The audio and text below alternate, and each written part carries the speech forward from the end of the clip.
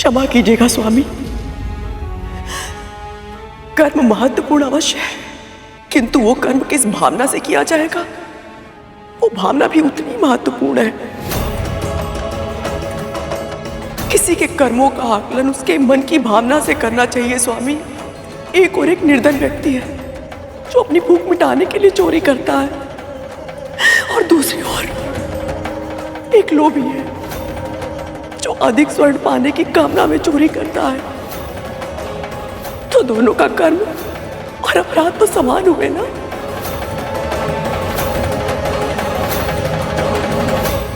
किंतु दंड एक समान नहीं होता है। मैं जानती हूँ आपकी दृष्टि में मैंने बहुत बुरे कर्म किए हैं।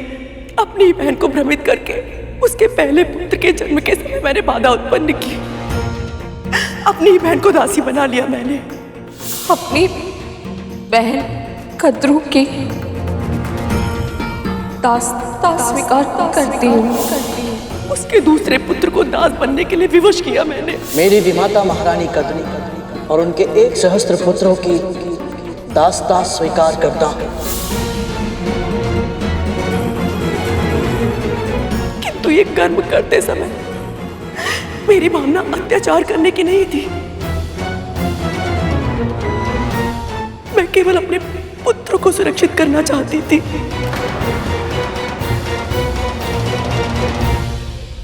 वेद में भी यही कहा गया है स्वामी कि एक मां अपने पुत्रों के हित के लिए किसी भी सीमा तक जा सकती है। इस संसार के किसी भी नियम का उल्लंघन कर सकती है वो। जब अनजाने में महादेव ने गौरी पुत्र गणेश का मस्तक काट दिया था, तब मां गौरी ने उन्हें विवश किया था कि उनके मृत बालक को जीवित करे। प्रभु शिव ने हाथी का मस्तक काटकर गणेश के धड़ पर लगा दिया था। मां तो वो शक्ति है स्वामी जो महादेव शिव को भी अपना निर्णय बदलने के लिए विवश कर सकती है।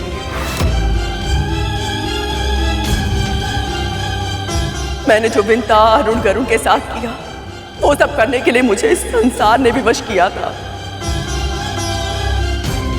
ये संपूर्ण संसार मेरे पुत्रों के साथ भेदभाव कर रहा था तो क्या करती मैं? हाथों पर हाथ रखकर मौन रहते, अपनी आंखों से अपने पुत्रों पर अत्याचार होते हुए देखती रहती। नहीं स्वामी,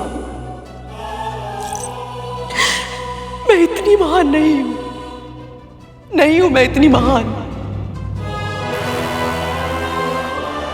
आज मैं इस संसार से एक प्रश्न पूछना चाहती हूँ स्वामी। यदि मेरे जप तप व्रत में कोई कमी नहीं थी तो महर्षि दुर्वासा ने वो पारिजात माला विंता के हाथों में क्यों दी?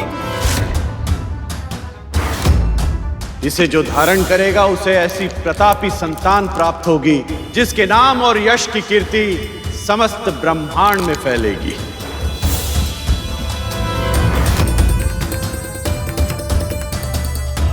मेरे पुत्र को किसी भी ऋषि ने आशीर्वाद क्यों नहीं दिया?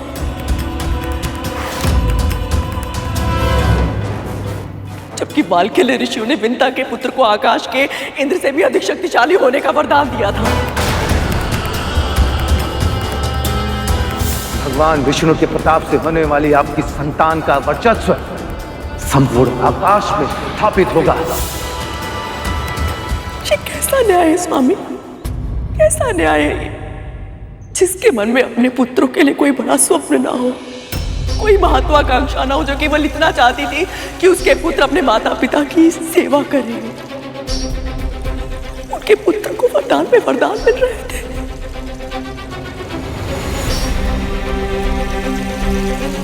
और जो मां अपने पुत्रों के लिए स्वप्न देख रही थी कि उसके पुत्र सर्वशक्तिशाली हो, इस त्रिलोक पर शासन करे, संसार पर राज करे, उनके पुत्रों को एक भी आशीर्वाद नहीं।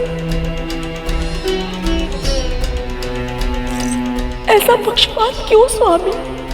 क्यों?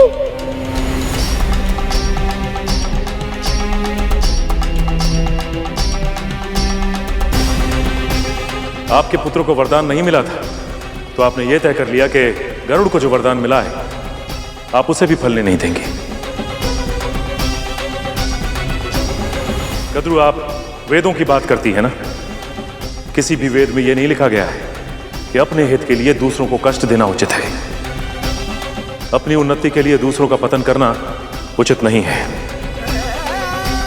और अपनी रेखा बढ़ाने के लिए दूसरों की रेखा मिटाना अपराध है।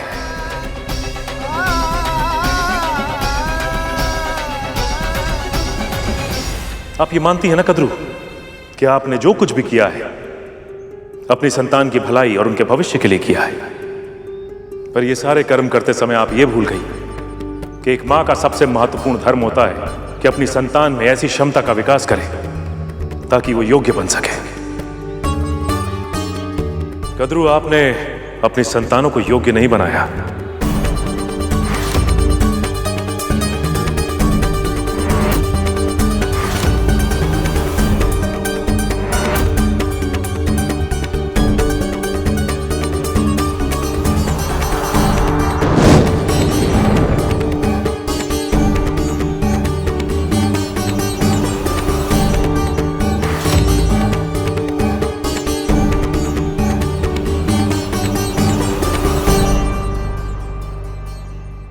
ये लीजिए, आप दोनों इस मिट्टी से एक एक दिया बनाइए।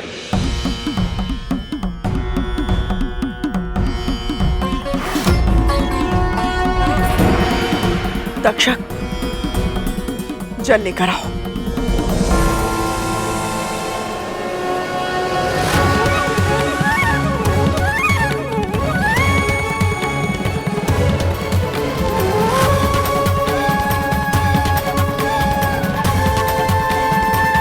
ओम विष्णवे नमः। ओम विष्णवे नमः।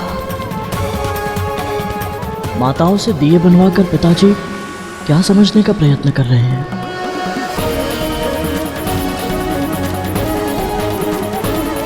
ओम विष्णवे नमः।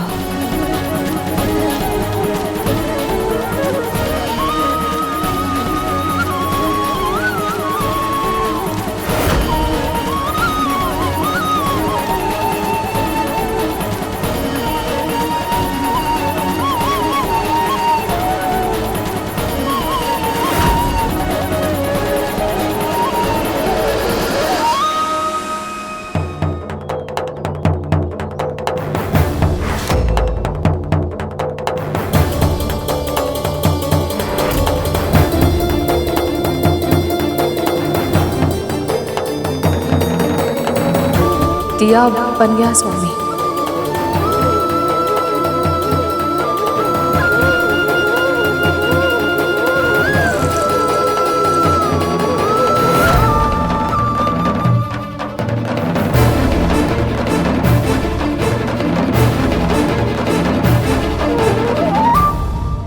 आप दोनों दिया बनाना जानती हैं, पर इस दिए को पूरा बना पाई केवल विंता,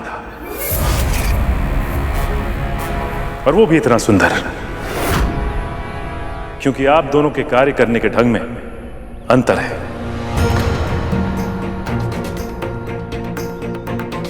विंता मन ही मन प्रभु विष्णु का नाम लेते हुए केवल दिए पे ध्यान लगा रही थी,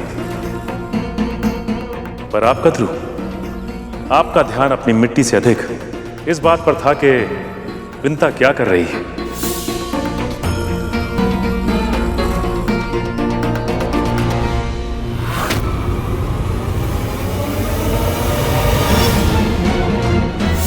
और इस बात में आपको यह भी आभास नहीं हुआ कि आप अपनी मिट्टी में पर्याप्त जल डाल पाई या नहीं।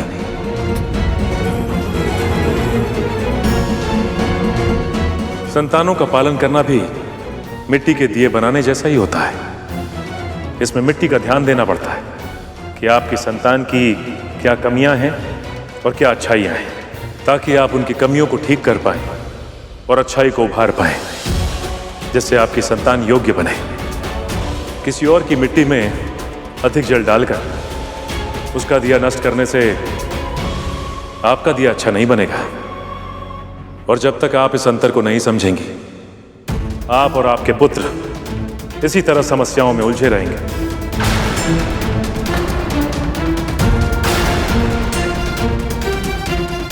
एक मां का धर्म होता है कि अपनी संतान को सुख सुविधाएं देने के स्थान पर उन्हें योग्य बनाएं, सही मार्ग पर चलना सिखाएं।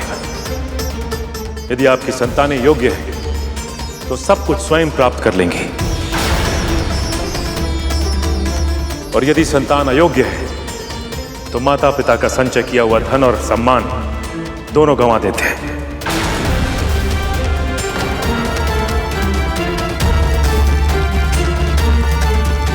कितने ज्ञान की बातें कही है पिताजी ने।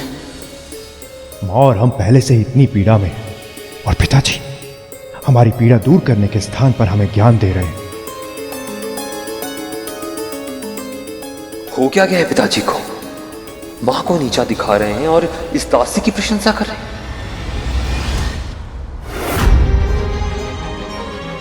दासों और मेरे पुत्रों के सामने मेरा अपमान करने की आवश्यकता नहीं थी स्वामी को।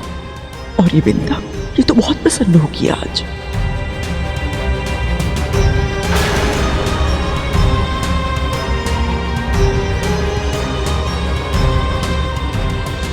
विंता, आप इस कच्चे दिए को हाथ में लेकर यही सोच रही हैं ना? यह आज आपका दासत्व आपके कर्मों का ही फल है।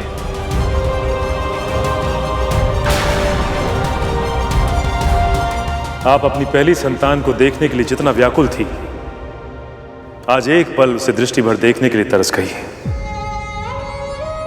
यही है प्रकृति का नियम।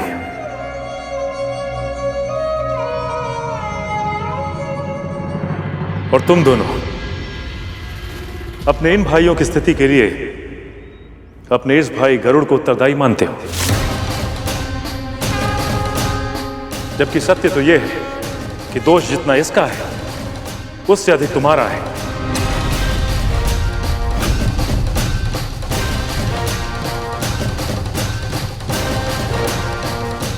पिताजी, हम तो वहां थे ही नहीं।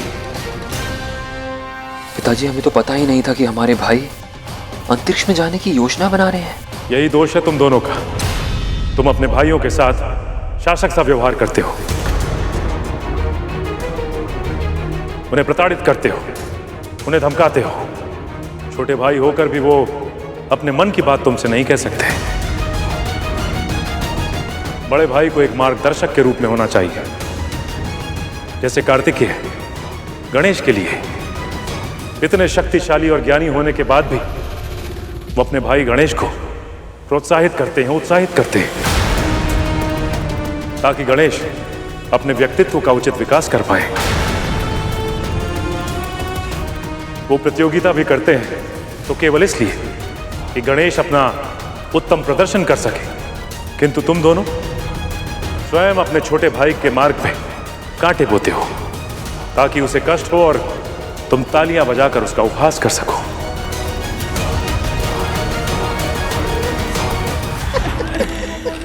ये मेरा स्थान है।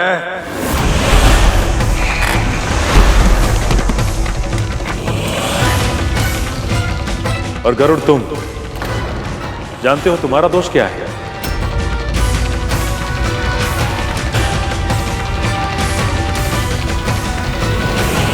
यही कि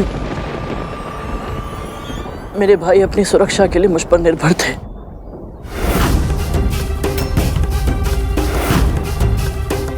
परंतु मैं उनकी सुरक्षा नहीं कर पाया। पर ऐसा हुआ क्यों?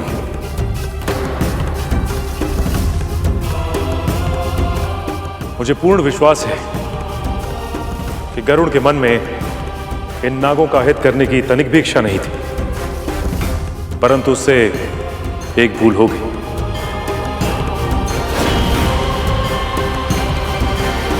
और वो ऐसी भूल है जो हम में से किसी से भी हो सकती है। क्या आप में से कोई बता सकता है कि वो भूल क्या है?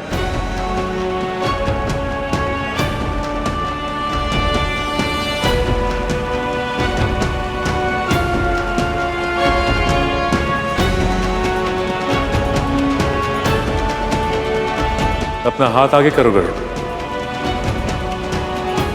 पिताजी,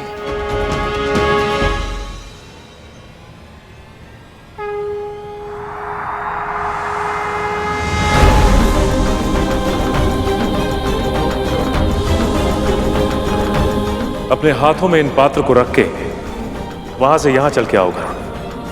पर ऐसे कि हाथों से अन्न का एक भी दाना भूमि पर ना गिरे।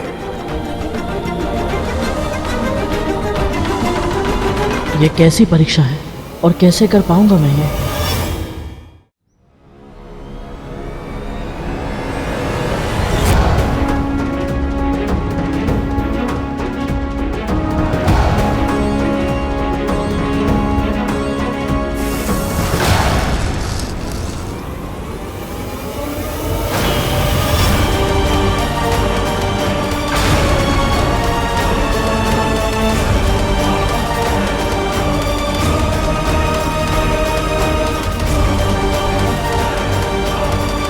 क्षमा कीजिए पिताजी, मैं एक साधारण कार्य भी नहीं कर पाया।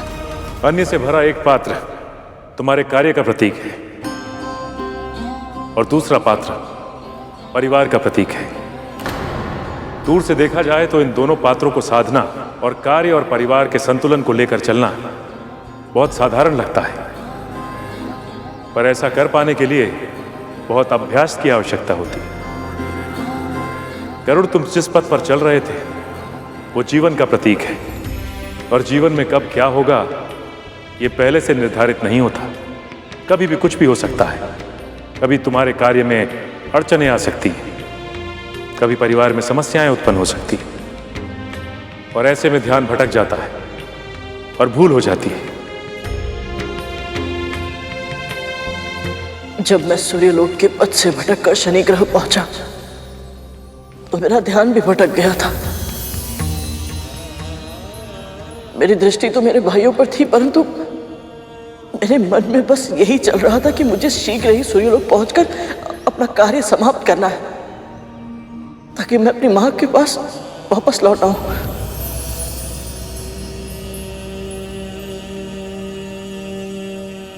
इसीलिए जब मैं शनि ग्रह से निकला तो मेरा ध्यान इन सब से हट गया था और केवल सूर्य पुष्प पाने का ही प्रयास करता रहा। यदि मैंने अपने कार्य पर और अपने परिवार पर समान रूप से ध्यान दिया होता तो आज मेरे नाथ भाई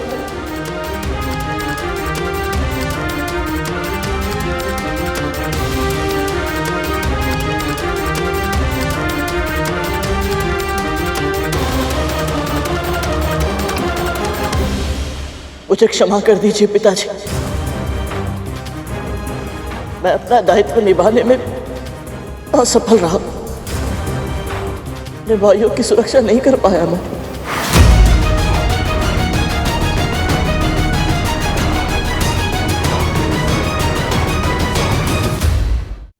परंतु पिताजी, मुझे बस एक अवसर दे दीजिए। मैं कुछ भी करने के लिए तैयार हूं। अपने भाइयों के प्राणों की रक्षा करने के लिए मैं कुछ भी करूंगा पिताजी।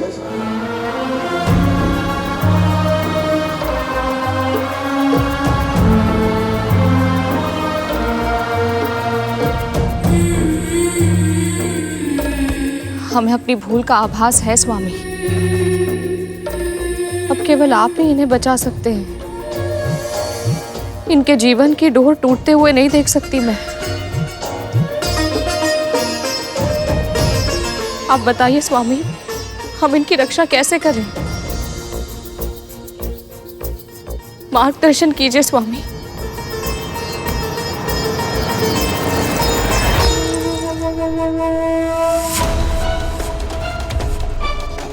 स्वामी, मेरे पुत्रों की प्राण रक्षा का उपाय तो होगा ना?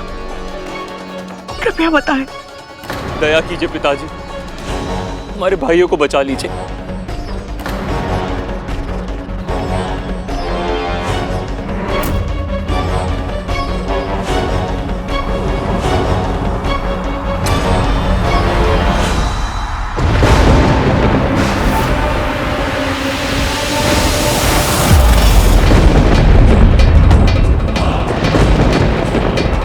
यमदूत यहाँ?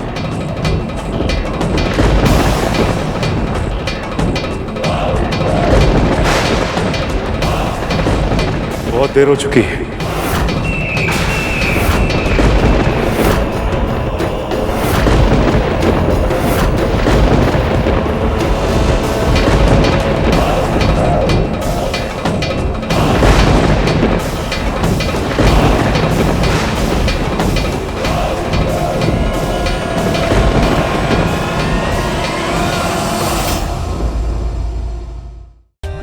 For more updates, subscribe to our channel, click the show links and enjoy watching the videos.